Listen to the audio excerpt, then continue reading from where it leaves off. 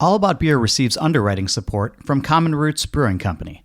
They understand the importance of independent journalism in the beer space, and their support helps fund original work. Learn how you can affordably support journalists by visiting allaboutbeer.com/support.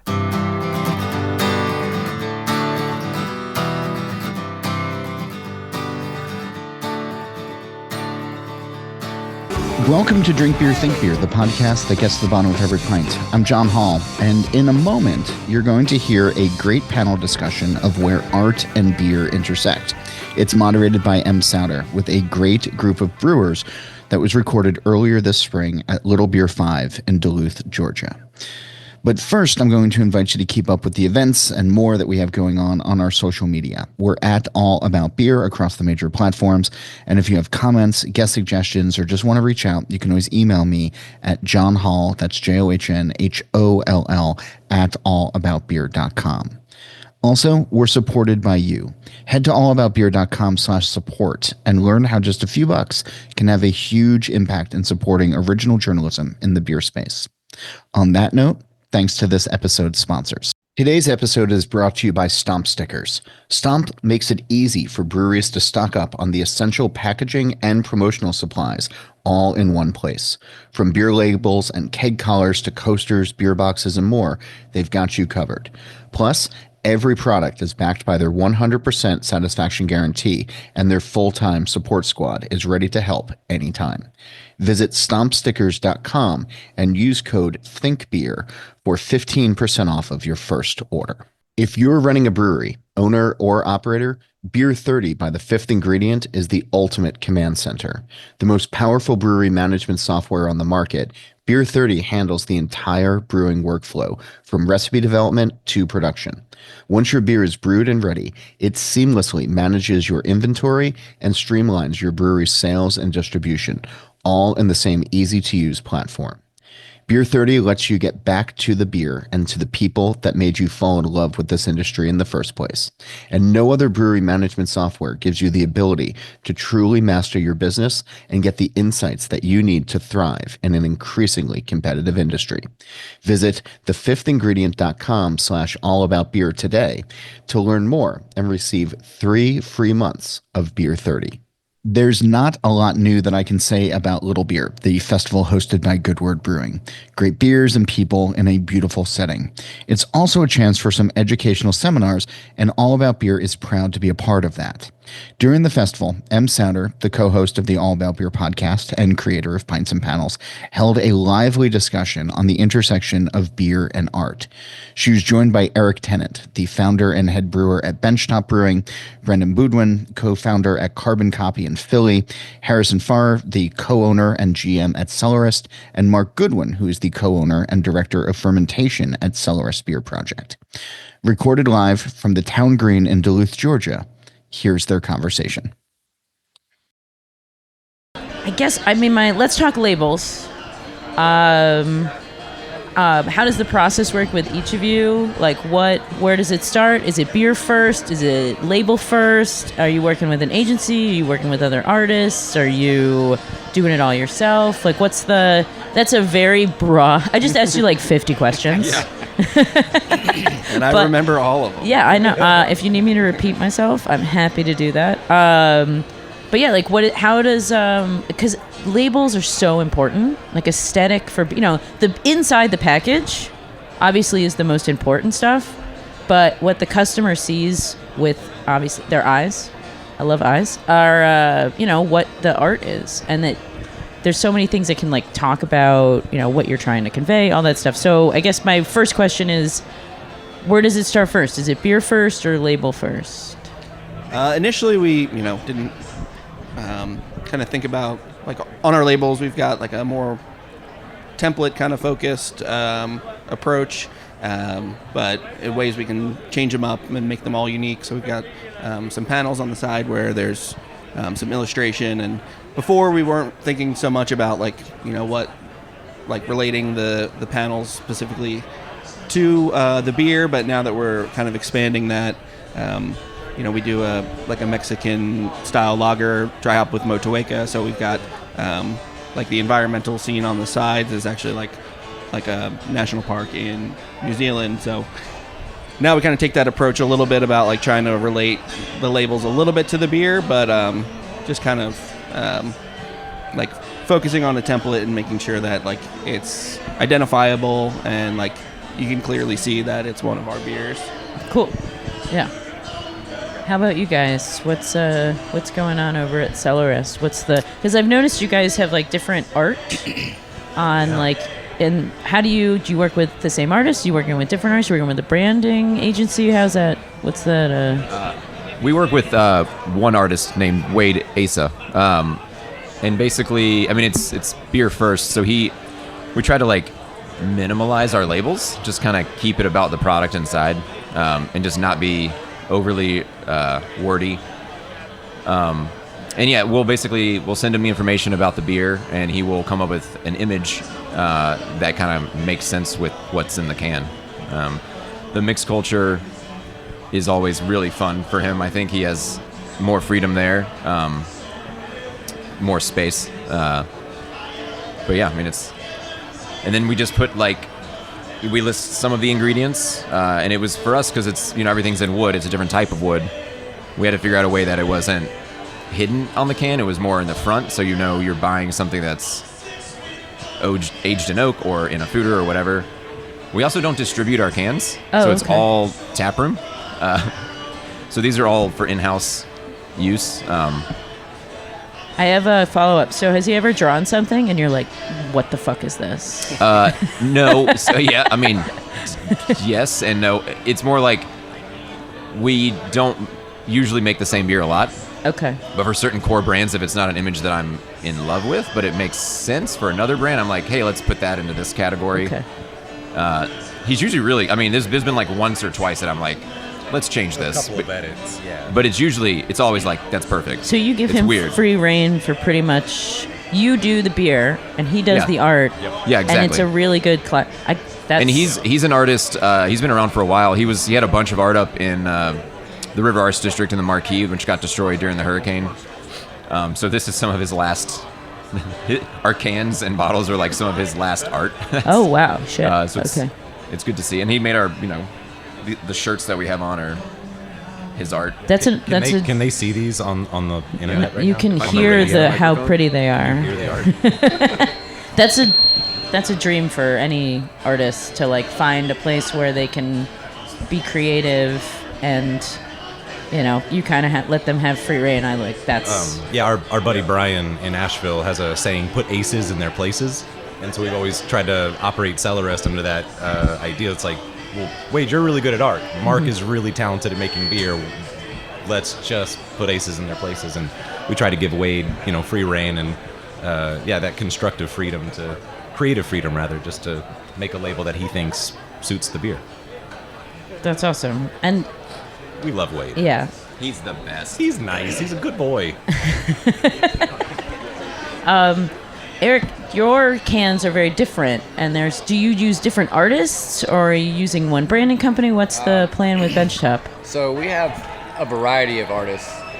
Some of them are like, my brother is actually an architect, and he does some graphic design on the side, so he's done some of them that are fun. Oh, nice. So keep it in the family. Yeah, and then we have a few other artists that we use, and so, I came from... I was a food scientist in corporate America, and I wanted a little less structure in our creative process. So it's kind of like, the design, oftentimes the beer comes first, but sometimes it's like, we have this idea for a funny label, and so we did a Brochachosaurus, which is a hipster dinosaur, and it's like, obviously that doesn't scream IPA, but we think it's funny, so let's roll with it. How do you find your artists? Most of them are local. Like we've got a couple that's like a tattoo artist across the street from the brewery, and he's done some pretty cool stuff. Oh, nice. And then some of them, it's just I've seen their artwork, and I'm like, oh, that looks dope. So let's collaborate on something. So like we have, on the table we have, can't see, but 3 different artists on 3 different beers. And so that's kind of what we do. Nice. And okay, hold on. Looking at my notes here. Let's see. So you Carbon Copy, Brendon, you work with a agency. Yeah, we work with a guy named John Schubert from the Schubert Studio. It's kind of a one-man show. And how does that, did you come to him and was like, I want, this kind of, because your aesthetic to me is like retro meets, and I'm going to say this, and I mean this in the nicest way possible, like very hipster. Cool. And I mean that like very, like hipster can be good, everybody. Just so, there's laughter. Everyone's laughing, so that's great. We're having a good time. The dozens of people that are here. The dozens, You can't see the them, but they're thousands. here. This is an arena, and we have filled the arena. Yeah, that's. Yeah. I mean, it's kind of like what our initial approach was. Like, we wanted something that has kind of like a classic feel, but still feels modern. We were kind of sick of the idea of like, you look at someone who, I don't know, like staying very trendy on certain like design trends, or like, oh, that looks so 2015, and then they're kind of stuck in that. We wanted something that looks like it's it's been around for a while, but it also is modern.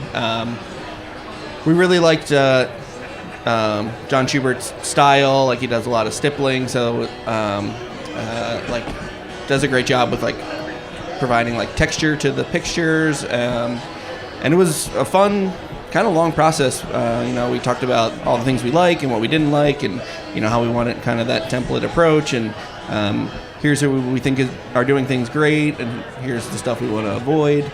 And it would just kind of go back and forth.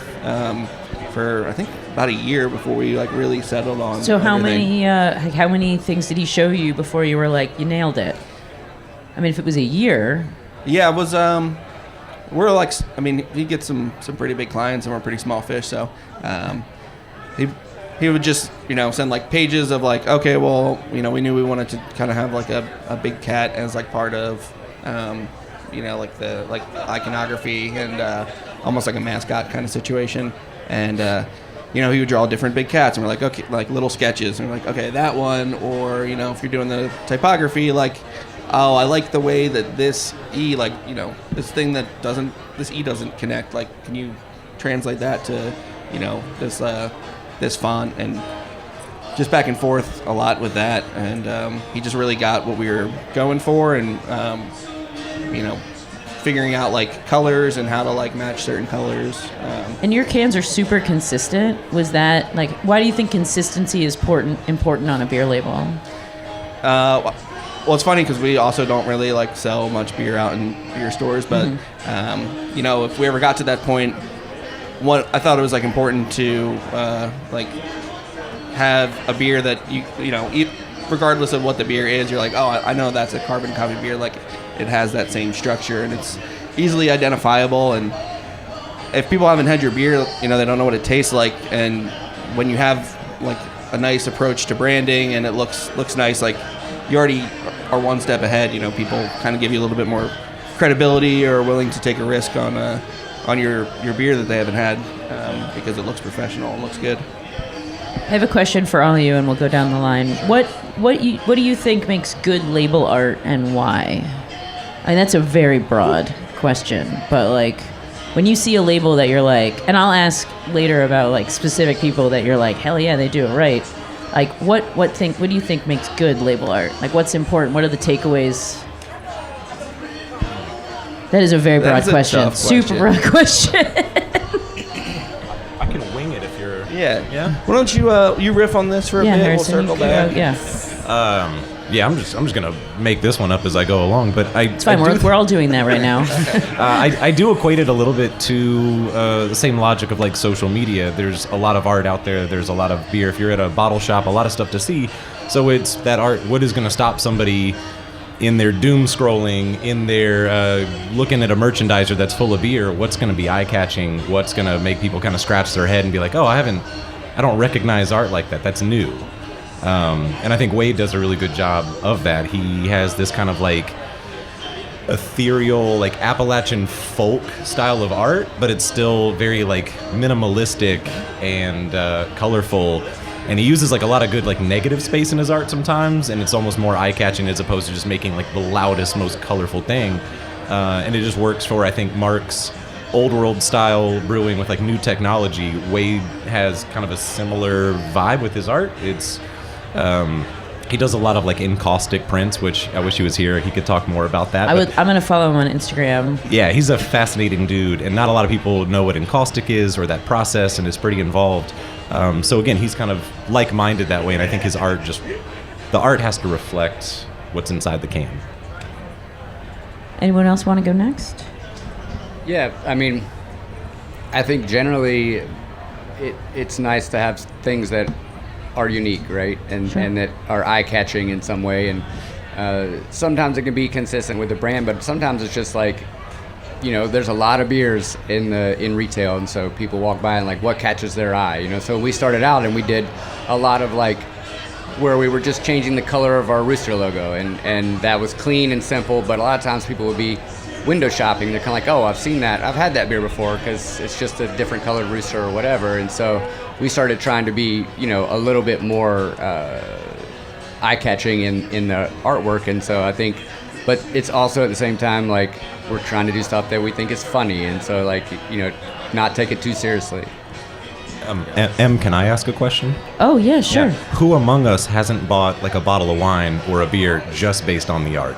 Oh, because if that's you true. say you haven't, Hey, you're lying. Arena that's listening, who has done that before? Yeah, we've all done it. It's okay. You can judge a book by its cover as long as the stuff inside is good. You can quote me on that. That was really well done. Thanks. Yeah, Have you thought of anything yet? I think some, Not to put you on the spot. Yeah, what is art? And why What is art? Yeah. Well, do you guys have like 12 hours? Honestly, sometimes it's even like easier to say like what is bad than like what is necessarily good. There has been a lot of like IP theft or kind of sexist bullshit that's been on a lot of labels, and even like just avoiding all of that is, you're already a step up there. That's yes, 100%. Yes, there's a lot. The arena is nodding. Oh my God, everyone's agreeing. 60,000 people in agreement. I didn't think we would see that in 2025. My God. Yeah. I actually want to ask you guys a really nerdy question about your font treatments. Oh man, typography. Yeah, and typography. There we go. Ugh. I've literally had like one beer and I can't say typography. Is there a reason you guys chose your fonts, or did you let the branding or the artist go there, or how did you? If you want to go down the line, how is typography art, and how is it important to your brand? I think it is really important, especially like on our cans. Kind of more of a kind of custom font. And actually, the first logo was in one of the biggest fonts that's on our can, and we don't actually use it that much. But it really, like for us, having the different fonts on there also kind of like signifies like, oh, this is the name of the beer, this is the style, and then here's like a little bit of explanation about that. Yeah, because you've got like 4 or 5 different fonts on there. Yeah, and that can get a little chaotic, but I think done in the way that he did it, it looks cohesive. And like that back and forth was kind of like, how do you like this font versus this font, or this one is this one but condensed. It's kind of going back and forth and figuring all that stuff out, and that's that more custom one we can use across like multiple like marketing kind of things, or like on Instagram, like for our 1-year anniversary, we'll like take that and put it on there, and I think that helps like kind of in the scrolling like identify like, oh, that's a Carbon Copy post, because sometimes people aren't paying that close attention. So anyone else? Yeah, so our font, we in our can, we try to just kind of differentiate each segment of what the beer is about. So like we're trying to say a lot without saying a lot in a way. It's keep it minimal. We worked with the Stout Collective to work. They did our nice. our Okay. logo Yeah. when we opened, and they created our font for our name. Okay. So we kind of had Wade play with that and build off of it. So I mean, it's not overly interesting. It's just I think it's.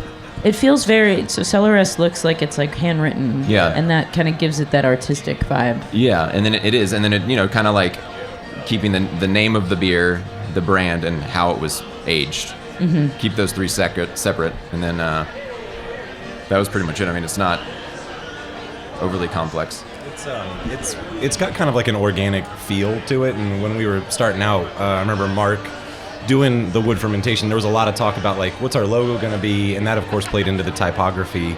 And it was like, well, we don't want to just use a barrel for our logo. A lot of breweries have used barrels. So there was a lot of talk at the time, as I remembered, of like trees and roots and just like things that you encounter in the woods. And just, I feel like Stout Collective kind of hooked us up with a font that's got kind of this like organic, hand-drawn, rooty, natural feel to it. And I'm a big, if anyone follows what Pints and Panels does, is like it's all handwritten stuff. And then I love playing with tracing topography. Like that's a really, like using that as a base and then tracing it. I'm a big fan of that. I think that's, because that also conveys a hand-drawn notion, but in a cleaner way. And I think that's super, super cool. So, yeah.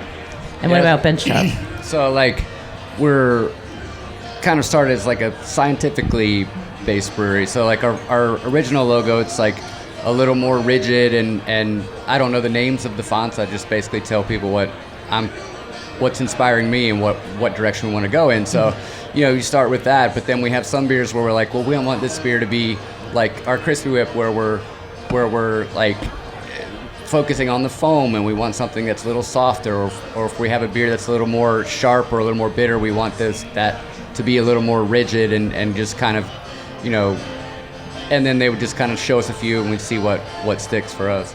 Yeah, because you use a lot of different fonts. Like there's a lot. The font almost is part of the art for you. And that's we had some guidelines on the way we were doing like our logo stuff, but outside of that, when you're using a lot of different artists, I would just kind of describe the beer and what inspired us, and then have them show me a few different options, and sometimes we'd be like, no, that's a little bit too whimsical, or that's too rigid, and kind of like figure something out that works for us. This is a very broad question. I always say that brewing is like mostly science, and then art, and then magic, and then cleaning. Maybe flip that other way around. But when you brew, do you feel like you're an artist? And if so, why? No, why not? If so, why not? And why so? Someone want to take a crack at it? Answer. Yeah. One word answer. Yeah. Trying to fill some time here, guys. Come on. I mean, I would say yes. So like we have. You have your basic guidelines of a style of beer you're trying to make, and so that's where you're going to be a little more scientific in the process. But like where you start doing unique spins on things, and like where we're doing like the cold condition foeder lagers, there's definitely more of an art to that process than there is like just a stainless tank, right? So it's like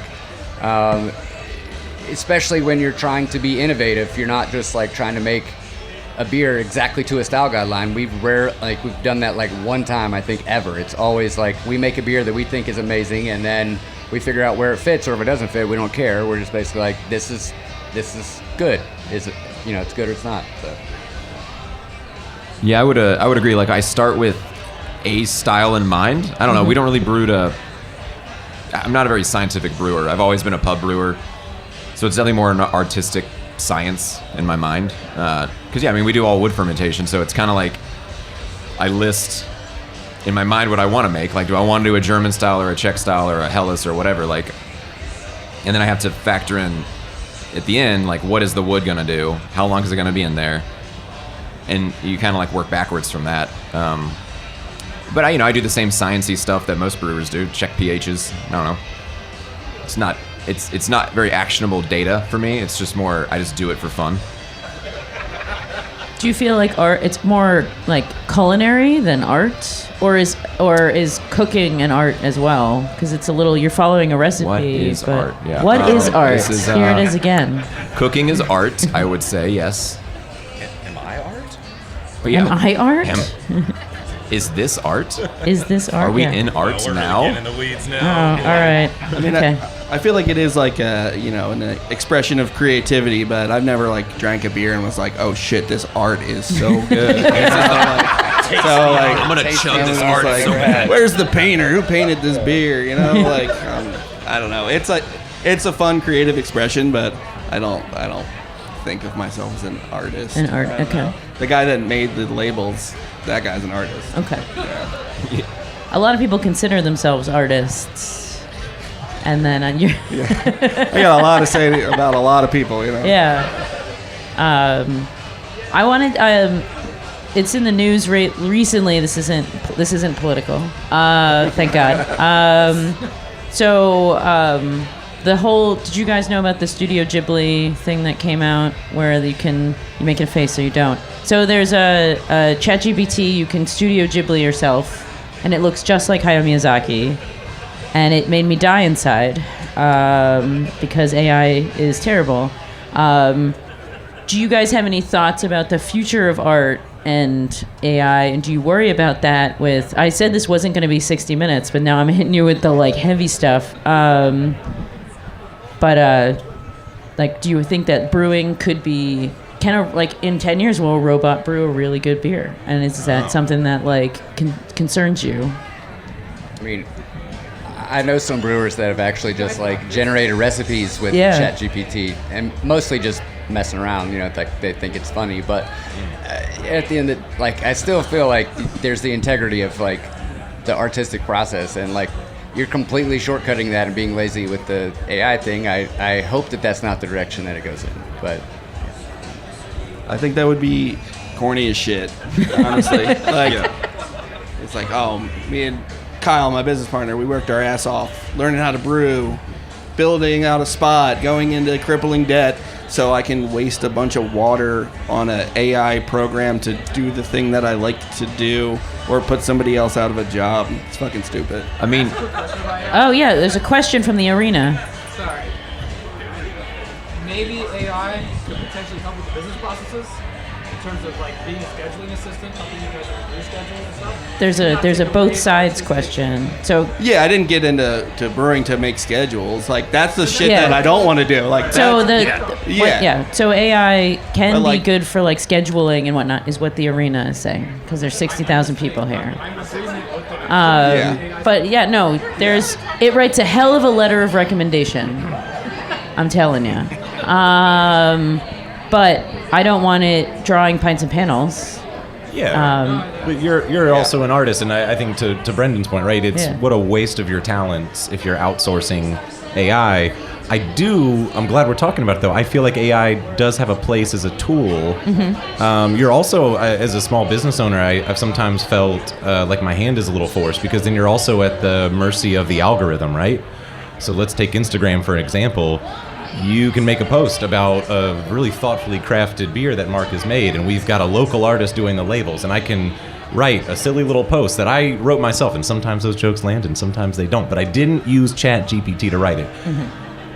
And you get no eyes on it. But then you do a post with an AI image, and it's everybody, the algorithm pushes it, and now everybody's seeing it. And so do the ends justify the means is one of the questions I've always had in my mind is, well, if you're getting more eyes on your post, and therefore more people are drinking your beer, and they're supporting that local artist that you're working with, and then you're able to spend those funds thoughtfully, put it back into actual art, sometimes it just feels like a beast you have to feed. I don't know how you feel about that, Em.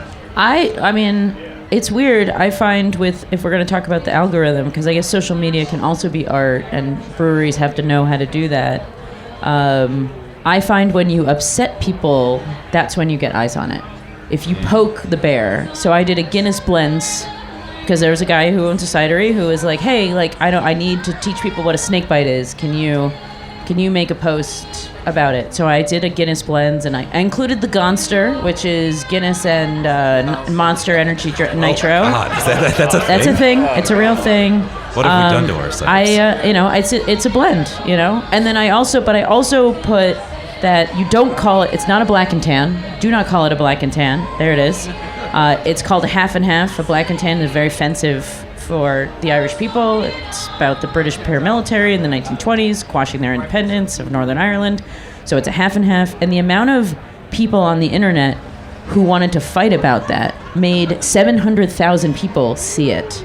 So that is, the ends justify the means. Is it me making people angry? Right. And I got so many new followers because I pissed people off. And it's like, is that what art's supposed to do? Like, and we're talking about labels. Like, labels aren't supposed to make people mad. That's not, we're talking about like getting people to buy your stuff.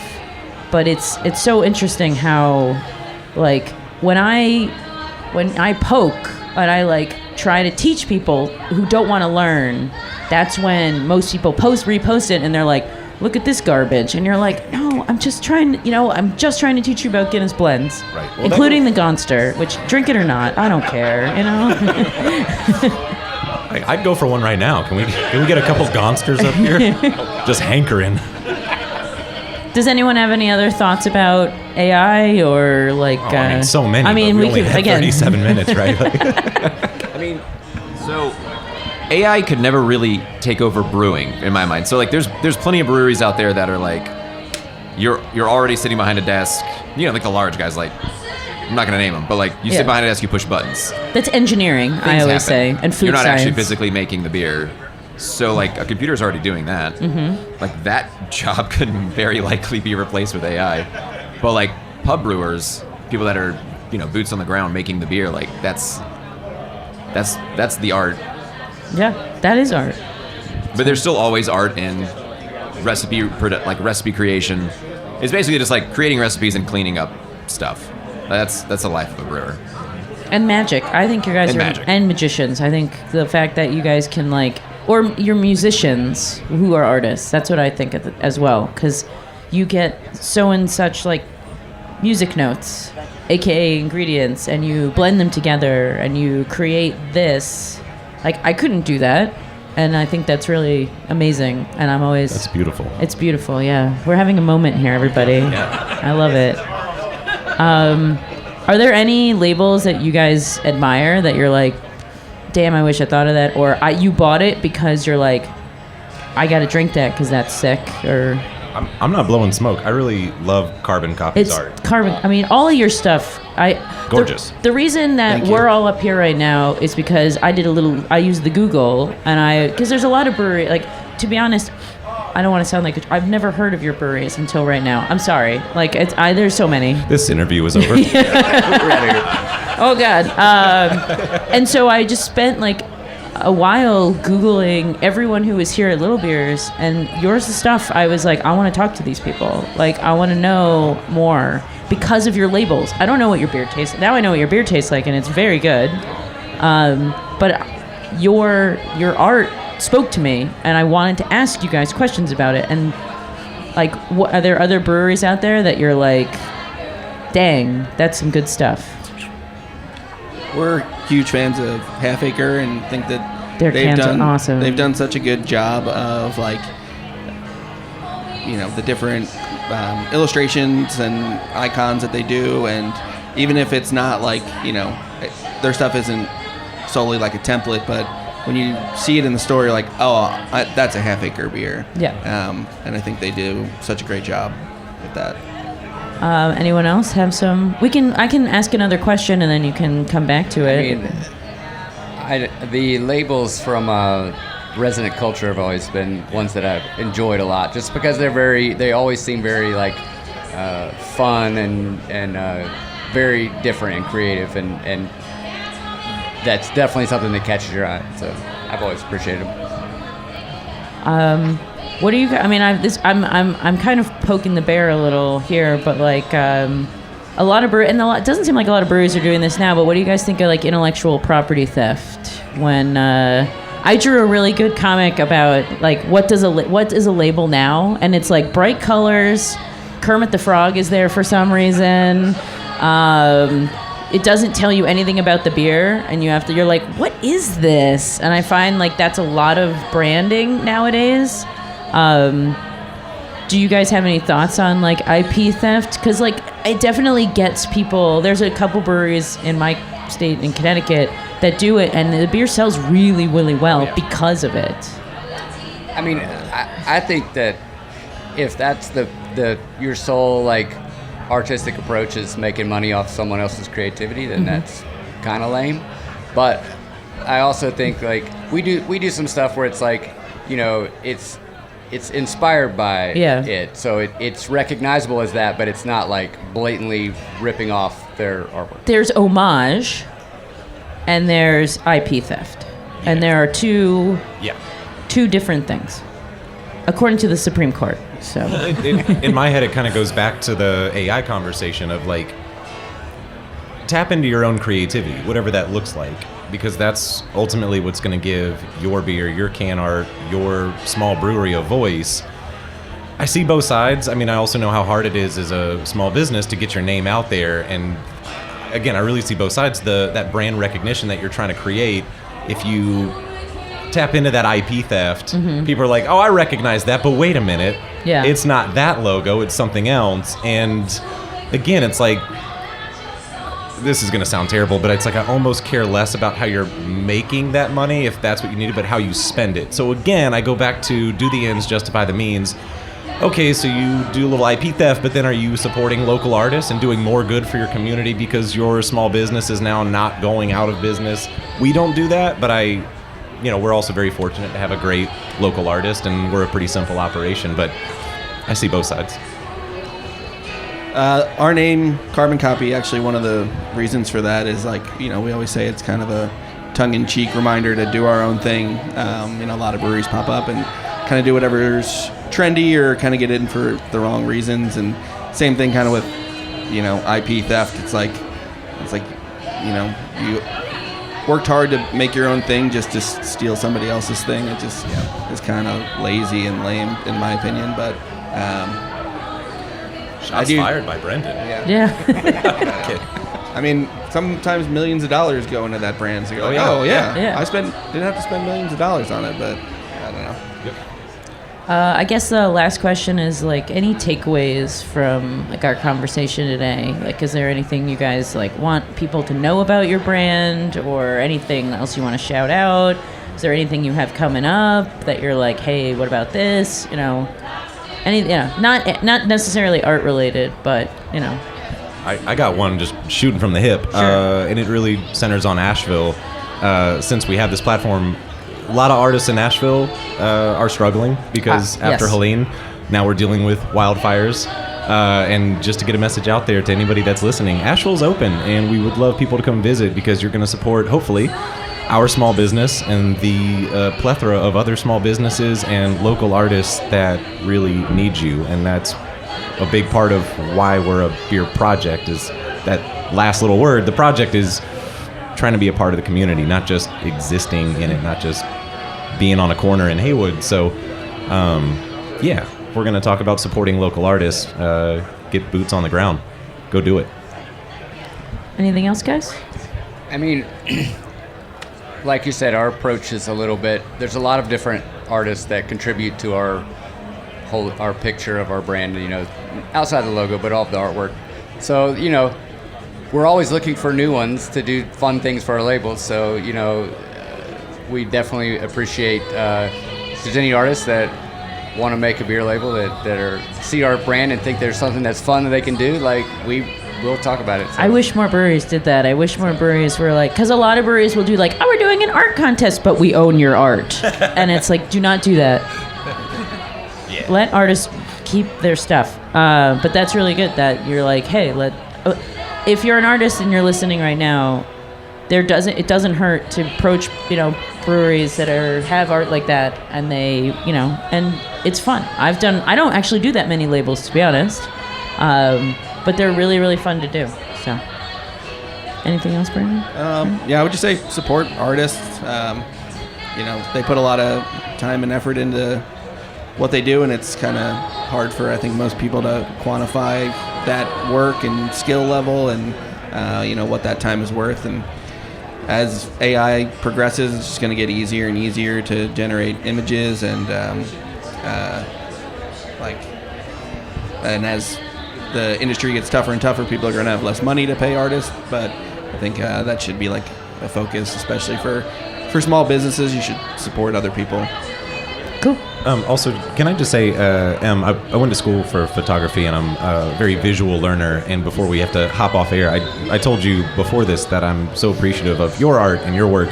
Mark holds 99% of our beer knowledge in-house for Cellarest Beer Project, and I'm always kind of just trying to play catch-up, and I have personally learned so much from Pints and Panels. Thank you. So really appreciate the information that you have shared with me and your art and being an artist.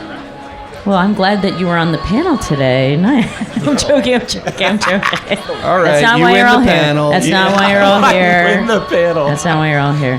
Thank you guys so much for this Thank you. really great talk about labels. Thanks for having us. If before we go, if you can just say your social media and website. I thought you were going to say social security number. Yes. I was like, what is this? 027. No. Why do you need my mother's maiden name? Yeah. Do you guys need your car's extended warranty? What childhood home did you? What was your address? If you guys can just say your social media website so people who are listening can follow up on you, see your art, see your beer. We're at Carbon Copy Philly, pretty much only on Instagram. Our website is carboncopyphilly.com. We're at Cellarest Beer Project on Instagram. And not Cellarist, not with an I. Cellarest, like you're taking a little nap.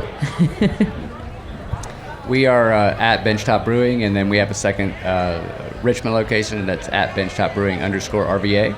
And our website is just benchtopbrewing.com. Pretty simple. Cool. Thank you guys so much for Thanks, Em. Thanks, this. Em. This was awesome. I'm Em Sauter, and from Pints and Panels, All About Beer. Check out All About Beer is a very good magazine, and I'm looking at the editor right now in our arena. Shout out John Holl. Shout out John Holl. Shout out Don Tess. Just called you John, Don.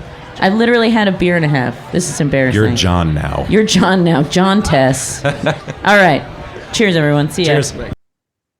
My thanks to Em and her guests. Next week, it's a panel that I hosted on the state of little beers. I hope you'll tune in for that. In the meantime, go visit allaboutbeer.com. There you can check out new content as well as the archives, which go all the way back to 1979. And as a reminder, you can reach me anytime on email at johnholl, that's JOHNHOLL, at allaboutbeer.com. All About Beer's on social media at All About Beer. And before we run, here is a word from this week's sponsors. Stomp Stickers isn't just a website. It's your custom printing partner with over 30 years of expertise. Their support squad is ready to help by phone, chat, or email. Combining top-notch customer service with a super easy-to-use site, they're all about making sure you get exactly what you need, fast. Shop with confidence thanks to their 100% satisfaction guarantee. Visit stompstickers.com and use code THINKBEER for 15% off of your first order. If you're running a brewery, owner or operator, Beer 30 by The Fifth Ingredient is the ultimate command center.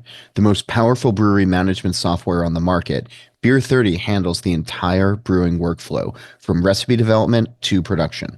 Once your beer is brewed and ready, it seamlessly manages your inventory and streamlines your brewery's sales and distribution, all in the same easy-to-use platform. Beer 30 lets you get back to the beer and to the people that made you fall in love with this industry in the first place. And no other brewery management software gives you the ability to truly master your business and get the insights that you need to thrive in an increasingly competitive industry.